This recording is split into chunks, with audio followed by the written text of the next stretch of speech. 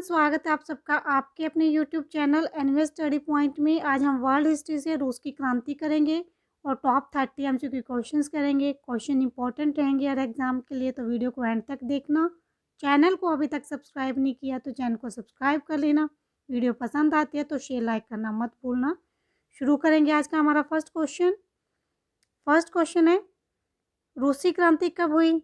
रूस की क्रांति हुई थी 8 मार्च 1917 को। 8 मार्च 1917 को ये क्रांति हुई थी और जार के शासन का अंत हो गया था। रूस की क्रांति के साथ रूस में 100वें संघात्मक समाजवादी गणराज्य की स्थापना हुई थी 1917 में। तो राइट आंसर इसका हो जाएगा ऑप्शन ए। रूस की क्रांति कब हुई थी? 1917 में हुई थी। नेक्स्ट क्वेश्चन है, 1917 में रूस की क्रांति कितने चरणों में संपन्न हुई? 1917 में रूस की क्रांति 2 चरणों में संपन्न हुई थी। 2 भागों में बांटा गया रूस की क्रांति को। फर्स्ट जो था मार्च में हुई थी, रूस की क्रांति 1917 में हुई थी, मार्च 1917 में। और दूसरी जो हुई थी अक्टूबर में हुई थी, जिसको अक्टूबर क्रांति के नाम से भी जाना जाता है। तो ये अक्टूबर 1917 में हुई थी। कितने चरणों में हुई थी? 2 चरणों में थी, मार्च 1917 में और अक्टूबर 1917 में। तो राइट आंसर इसका ऑप्शन ए हो जाएगा।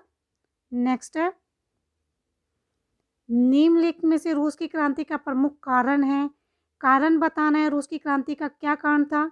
निरंकुश राजतंत्र, कृषक व श्रमिक असंतोष, सामाजिक विषमता, उपरोक्त सभी। सारे के सारे कारण थे रूस की क्रांति के। तो राइट आंसर इसका ऑप्शन डी हो जाएगा, उपरोक्त सभी। अगला क्वेश्चन है, जार मुक्तिदाता के नाम से किसको जाना जाता है? जार मुक्तिदाता के नाम से जाना जाता है अलेक्जेंडर द्वितीय को। तो राइट आंसर का ऑप्शन बी होगा, अलेक्जेंडर द्वितीय। नेक्स्ट क्वेश्चन है, दुनिया के मजदूरों एक हो का नारा किसने दिया? दुनिया के मजदूरों एक हो जाओ का नारा दिया था, ये कार्ल मार्क्स ने दिया था। तो राइट आंसर इसका ऑप्शन ए होगा, कार्ल मार्क्स का दिया हुआ नारा है, दुनिया के मजदूरों क्या हो जाओ? एक हो जाओ। नेक्स्ट है, सोशल डेमोक्रेटिक दल की स्थापना कब हुई? सोशल डेमोक्रेटिक दल की स्थापना 1903 में हुई थी। तो राइट आंसर इसका ऑप्शन बी हो जाएगा। जब रूसी साम्राज्य के क्रांतिकारी संगठन को एक पार्टी में लाने के लिए की गई बात थी, तो ये 2 गुटों में विभाजित हो गया था। एक तरफ था बोल्शेविक और दूसरी तरफ था मोन्शेविक। बोल्शेविक के साथ सोवियत संघ की कम्युनिस्ट पार्टी बनाई गई थी, क्योंकि इनकी संख्या बहुत ज़्यादा थी। नेक्स्ट है, शून्यवाद का जनक किसको माना जाता है? शून्यवाद का जनक माना जाता है तुर्गेनेव को। राइट आंसर ऑप्शन ए हो जाएगा, तुर्गेनेव को माना जाता है शून्यवाद का जनक। और ये शून्यवाद क्या था? एक विचारधारा थी जिसका अर्थ था कुछ भी नहीं है। और ये तुर्गेनेव जो थे एक साहित्यकार थे। इन्होंने बहुत सारे उपन्यास, नाटक और कहानियाँ लिखी थी। इनका एक उपन्यास था फादर एंड सन्स, जो बहुत ज़्यादा फेमस रहा था। कौन सा? Father and sons. क्वेश्चन पूछ लिया जाए फादर एंड सन्स किसकी रचना है, तो ये रचना है तुर्गेनेव की। और ये क्वेश्चन पूछा गया है कि फादर एंड द सन्स किसकी रचना है, तो ये तुर्गेनेव की रचना है। नेक्स्ट है, 7 नवंबर 1917 में बोल्शेविक क्रांति का नेता कौन था? लेनिन था बोल्शेविक क्रांति का नेता 1917 में। तो राइट आंसर इसका ऑप्शन बी हो जाएगा। नेक्स्ट है, अन्ना कैरेनिना का लेखक कौन था? अन्ना कैरेनिना का लेखक था लियो टॉल्स्टॉय। तो राइट आंसर इसका ऑप्शन बी हो जाएगा, लियो टॉल्स्टॉय। नेक्स्ट क्वेश्चन है, एक जार एक चर्च एक रूस का नारा किसने दिया? जॉर्ज निकोलस तृतीय ने दिया था ये नारा, एक जार एक चर्च और एक रूस का।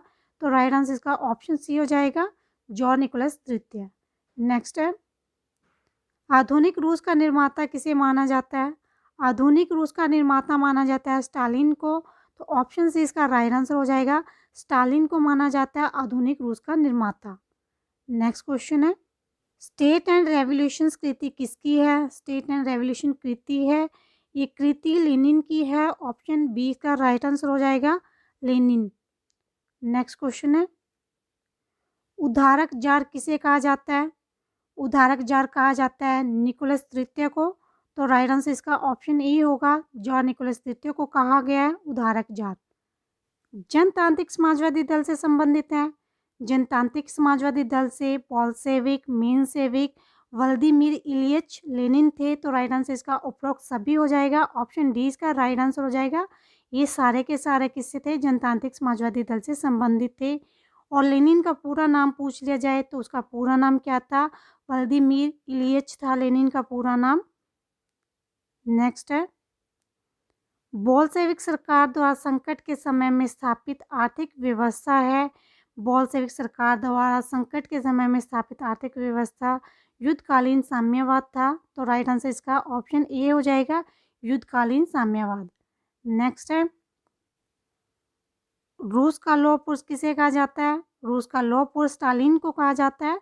तो राइट आंसर ऑप्शन डी हो जाएगा, स्टालिन को कहा गया है रूस का लौह पुरुष।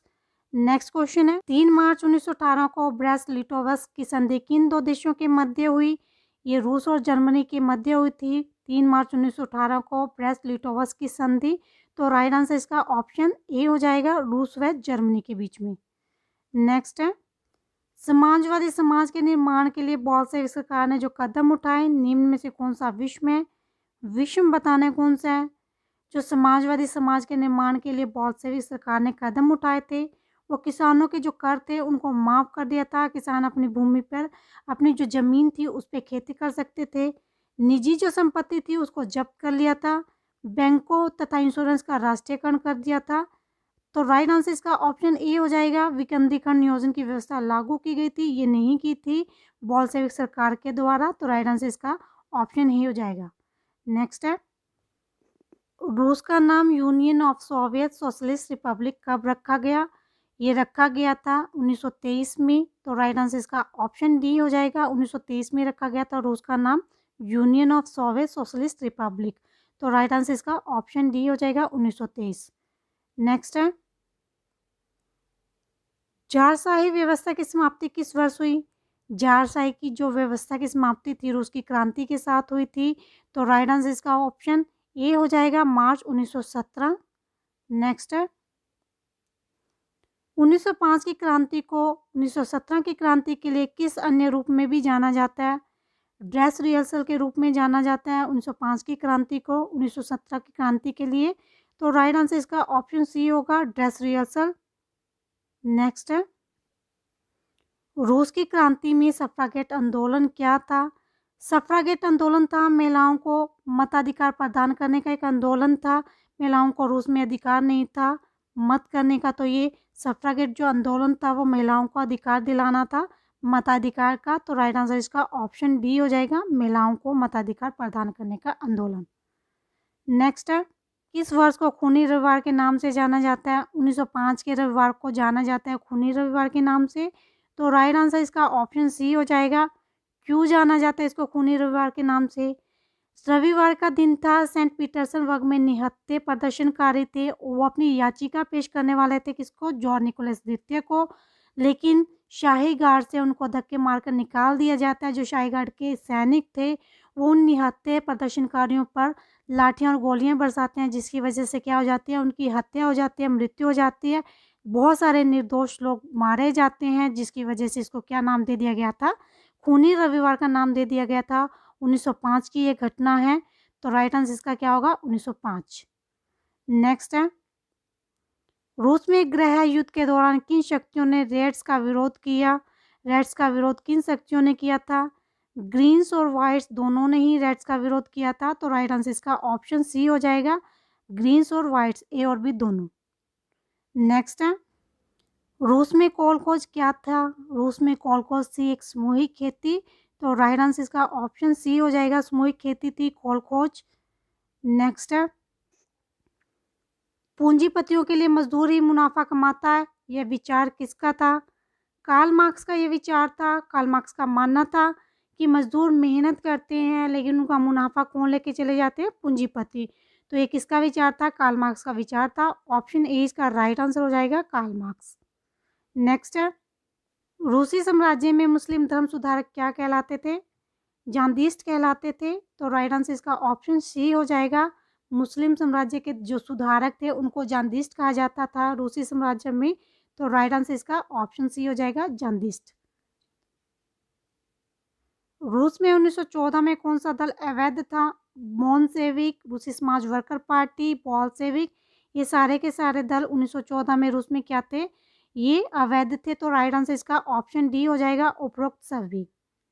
अगला क्वेश्चन है, किसके प्रभाव को रोकने के उद्देश्य से इटली में मुसोलिनी के नेतृत्व में फासिस्ट था, जर्मनी में इटली के नेतृत्व में नाजी दल की अधिनायकवादी सरकारें स्थापित हुई। ये हुई थी रूसी साम्यवाद को रोकने के लिए। तो राइट आंसर इसका ऑप्शन सी हो जाएगा, रूसी साम्यवाद। नेक्स्ट क्वेश्चन है, लेनिन द्वारा लिखी गई है अप्रैल थीम लिखी गई है लेनिन के द्वारा। तो ऑप्शन ए इसका राइट आंसर हो जाएगा, April theme. Father and sons Turgenev का ये उपन्यास था, फेमस उपन्यास था, पिछले क्वेश्चन में हमने किया था। दास कैपिटल बहुत बार एग्जाम में पूछा गया क्वेश्चन है, दास कैपिटल किसकी रचना है? तो ये कार्ल मार्क्स की रचना है क्या, दास कैपिटल। तो ये थे आज के हमारे 30 मोस्ट इंपॉर्टेंट क्वेश्चंस रूस की क्रांति से। वीडियो पसंद आई हो तो शेयर, लाइक और सब्सक्राइब करना मत भूलना। चैनल को सब्सक्राइब जरूर कर लेना।